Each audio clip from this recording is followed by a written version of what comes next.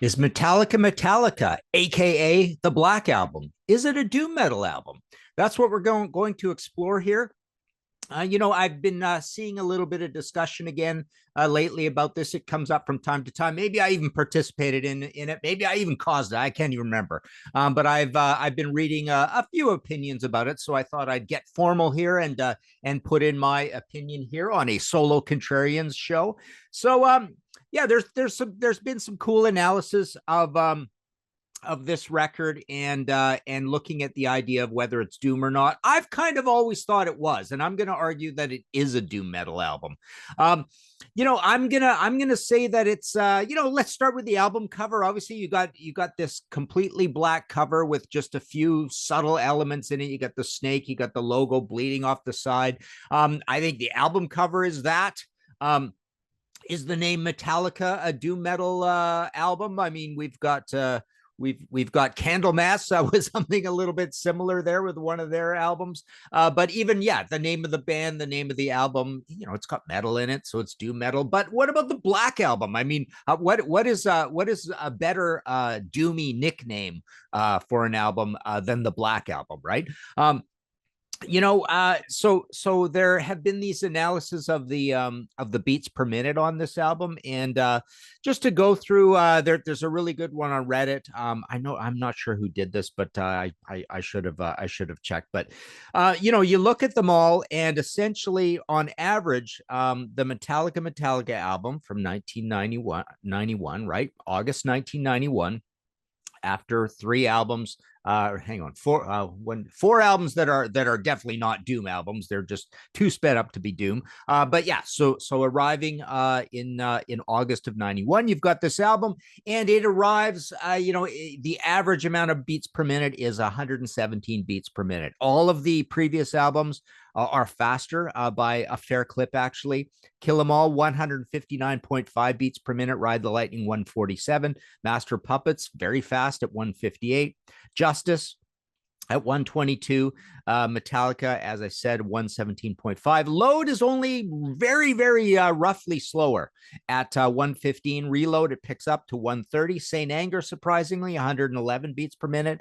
And Death Magnetic and Hardwired to Self-Destruct, I guess they haven't done the new one here yet, 126.5 and 133.5. So generally faster. We know that was kind of the return to the thrash Metallica. So why is this a doom album? I mean, let's just go through the tracks here. Enter Sandman definitely has that Diablos in Musica, tritone, the devil's note feel to it. It goes at a doom pace. I think it's a doom song. It's got a title, Enter Sandman, and the story and a story that sounds like a doom song. Production wise on this album, this has an acceptable amount of bottom end and heaviness and beefiness to be considered a doom album. The production's a little more commercial than your standard doom album, I suppose. It's not as wet and reverby and just massive around the guitars, although these are pretty big guitars, and they get bigger as we move on, right? So sad but true. I don't know how anybody could look at that song and not think that's absolutely completely signature doom. It's slow at 86 beats per minute. Enter Sandman is 124. But sad but true, that entire riff just sounds like a Tony Iommi riff, or a derivative of a Tony Iommi riff, which is doom, right? And just a quick doom history. I mean, literally that there wasn't much until we got a massive kind of doom industry starting up around, coincidentally speaking, about 4 years after this album came out. So around 1995, you started seeing doom labels and a lot of bands really identifying through the graphics and the lyrics and the music as doom, showing up on these doom labels. But up until then, it was a case of Black Sabbath kind of inventing it and being called the band that doom derives from. And then we've got like Witchfinder General. We've got, arguably Angel Witch, but Witchfinder General, Candlemass, and Trouble are kind of the big ones. Later on, you've got Cathedral operating in this space as well. So it's little bits and pieces, but they're all, very obviously influenced by Sabbath in one way or another. coming up with this music. So Holier Than Thou, more of an up-tempo song, but doom bands do up-tempo songs as well. This is 166 beats per minute.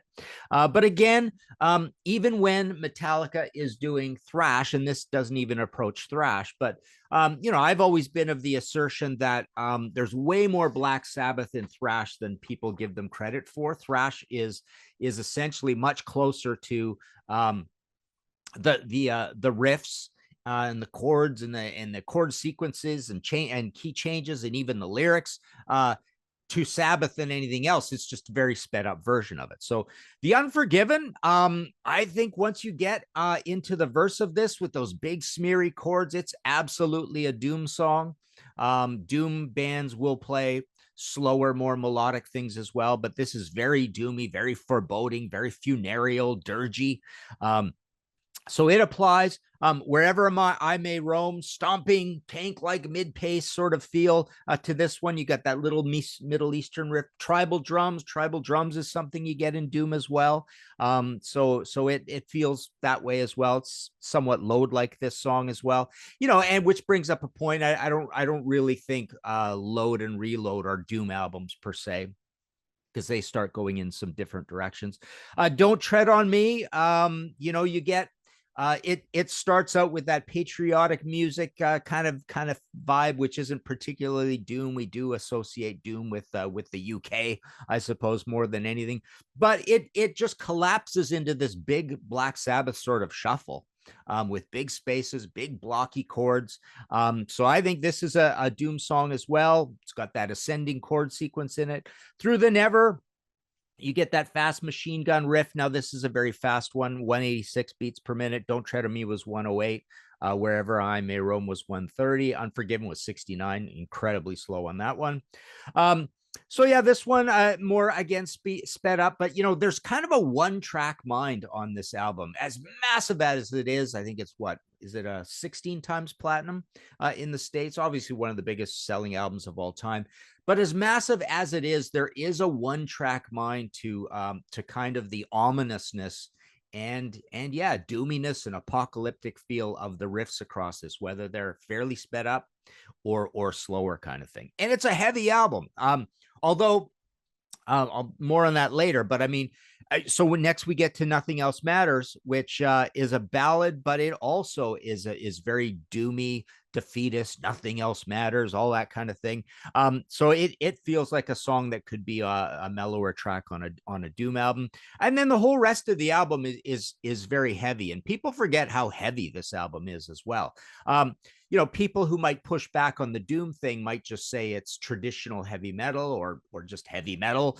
And you could argue that, but I just think there is so much.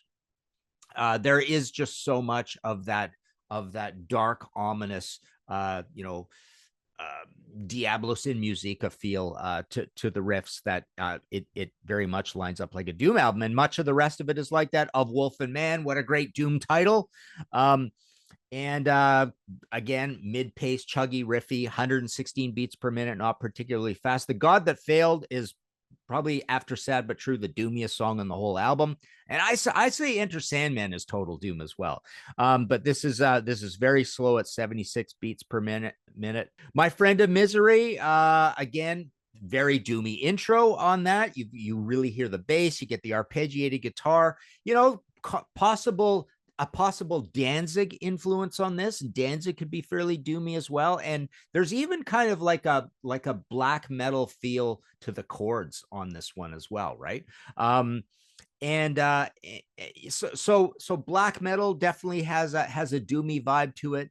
But here they're like introducing all these other various textures of doom, and you've got that bass on there. That's kind of a throwback to Geezer, say, right? But yeah, on this one I get kind of a My Dying Bride, Paradise Lost feel. So that neo doom that you got out of the UK there, where it was all the rage for a little bit.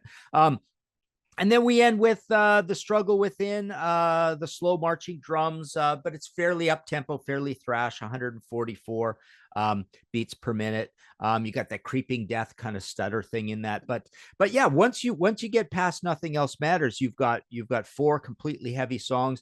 The Unforgiven is a lot even heavier than we give it credit for. So I mean, this album kind of has 1.5 ballads on it out of 12 songs. So it's a very heavy album. And yes, I will absolutely say that this is a doom album, and I would absolutely again. You know, we rarely talk about Sabbath as being one of the big influences on Metallica, but I think possibly you hear more Black Sabbath in Metallica than any other band.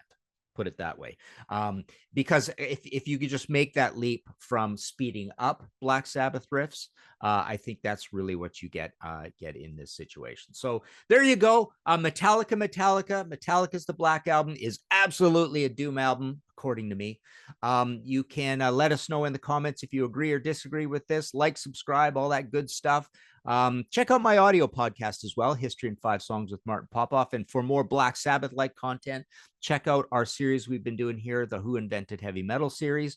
That's been going along, and we've also had a lot of Sabbath content. I believe we have in the whole reliving old reviews is a useless tool of confusion thing. So so there you go. And there was another Metallica one where we ranked the productions that went up recently. We've got a Patreon. You can subscribe to Patreon and be on our panels. A lot of panel shows going up all the time. We've got a Ko-Fi as well. But there you go. Metallica is a doom metal album.